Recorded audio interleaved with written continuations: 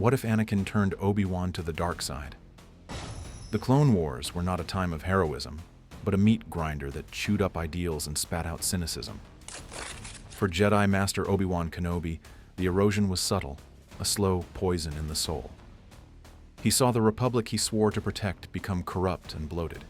He saw the Jedi Order, keepers of peace, transformed into generals, their light dimmed by the soot of endless battle. And he saw his own Padawan, the boy he had raised as a brother, Anakin Skywalker, changing, becoming darker, more powerful, and increasingly distant from the Jedi Code. The turning point was not a single event, but a series of fractures. It began on a rain-lashed world called Jabim, a campaign of such brutal, bloody stalemate that it broke the spirit of every soldier and Jedi there. Obi-Wan and Anakin were trapped behind separatist lines for weeks, cut off from the Grand Army. It was just the two of them, relying on each other to survive against impossible odds. One night, huddled in a cave from the acidic rain, Anakin voiced the heresy that had been festering in both of them. "They've forgotten us, Master," Anakin said, his voice hollow. "The Council, the Senate, we're just assets to be spent. How many men have we lost here? For what? A strip of mud the separatists will take back the moment we leave?" Obi-Wan, weary to his bone, didn't reprimand him. He just stared into the small fire. "We do our duty, Anakin." "Duty to what?" Anakin pressed, his eyes gleaming in the firelight. "To a republic that sells weapons to both sides? To a council so afraid of losing its power it can't see the war is corrupting us? There's no peace to keep, Obi-Wan. There's only winning. And to win, we need to stop fighting by their rules." It was the first time Anakin had ever spoken so openly against the Order to him, and for the first time, Obi-Wan didn't have a rebuttal. He only had a yawning emptiness where his certainty used to be. The next crack came with the death of Duchess Satine Kryze of Mandalore. Obi-Wan had loved her, a quiet, private love he had buried for the sake of the Jedi Code. When Darth Maul murdered her in front of him, Obi-Wan's renowned calm shattered. His grief was a silent, consuming fire. Anakin was the only one who saw it, who understood the depth of his pain. "The Code tells us to let go," Anakin said to him after the funeral, his voice low and intense. "It tells us not to love, not to grieve. It tells us to be silent. But your pain is real, Master. It's what makes you human. Their code would make you a robot. Don't let them take this from you, too." He wasn't advocating for revenge. He was validating Obi-Wan's anger, his sorrow. He was reframing the Jedi's teachings not as wisdom, but as suppression. And in his grief, Obi-Wan was vulnerable. The dark side wasn't a sudden leap. It was a gentle slope, and Anakin was patiently guiding him down it. The final masterful manipulation came through Palpatine. The Chancellor, with his serpent's tongue, didn't just work on Anakin. He worked on Obi-Wan, too. In private conversations, he would praise Obi-Wan's brilliance, his loyalty, and then subtly lament how the Jedi Council failed to appreciate him. "If only the Order were led by practical men like you, Master Kenobi," Palpatine would sigh. "Men who understand that to preserve light, one must sometimes confront the darkness. The Council's rigidity is a luxury we can no longer afford." He painted a picture, a new order led by strong, decisive individuals like Obi-Wan and Anakin, who could cut through the corruption and truly protect the galaxy. He wasn't asking Obi-Wan to embrace evil. He was asking him to embrace pragmatism. It was a far more seductive argument. The climax occurred not on Mustafar, but in the Chancellor's office moments before Mace Windu's arrival. Anakin had revealed Palpatine's identity, but he framed it not as a confession, but as a recruitment. "He's the Sith Lord, Obi-Wan," Anakin said, his face etched with a terrifying mix of fear and excitement. "But everything he said about the Republic, about the Jedi, he's right. The Republic is rotten. The Jedi are complacent. He offers a way to tear it all down and build something stronger. Something where we don't have to hide our strength, our feelings. Something where we can actually make a difference." Obi-Wan was horrified. "Anakin, this is treason. This is the dark side. Is it? Anakin challenged, stepping closer. Or is it just power? The power to end this war today. The power to create a galaxy where what happened to Satine doesn't have to happen again. He wants us to rule with him, Obi-Wan. Not as Sith, but as partners. Think of what we could do. Together. In that moment, Obi-Wan didn't see a Sith apprentice. He saw his brother. He saw the man he had raised, who understood his pain better than any Jedi Master ever had.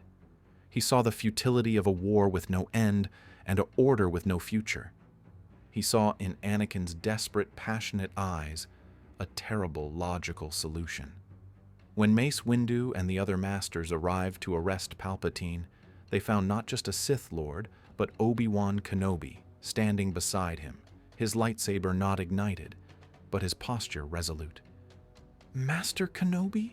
Windu asked, his voice laced with confusion and dawning dread. "The Chancellor's vision is the only path to true peace," Obi-Wan said, his voice steady, though his soul was screaming. "The Jedi Council's time is over." The fight was swift and brutal. Betrayed by one of their own, Masters Teen and Kolar fell quickly. Kit Fisto lasted moments longer, his face a mask of heartbreak, before Palpatine's lightning ended him. Mace Windu fought like a demon, his vapad a whirlwind of righteous fury.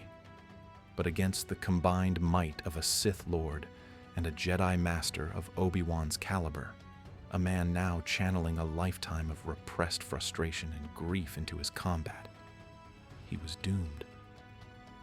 It was Obi-Wan's blade that finally found its mark, a swift, precise thrust that was a mercy compared to what Palpatine had planned. Obi-Wan looked down at the body of his friend, his hands trembling. He had crossed a line from which there was no return. "Welcome, Lord Kenobi," Palpatine hissed, his yellow eyes gleaming with triumph. The title was a brand. Order 66 was executed. Across the galaxy, the Jedi were slaughtered. But the purge was different. It was colder, more efficient.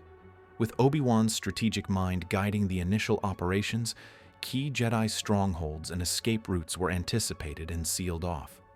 Fewer Jedi escaped. The light was not just attacked, it was systematically extinguished. Anakin was given the task of cleansing the Jedi Temple. Obi-Wan could not bring himself to do it. Instead, he was given another task, to deal with the separatist leaders on Mustafar. He went not with anger, but with a cold, detached sense of necessity. They were loose ends. He eliminated them without passion, without remorse.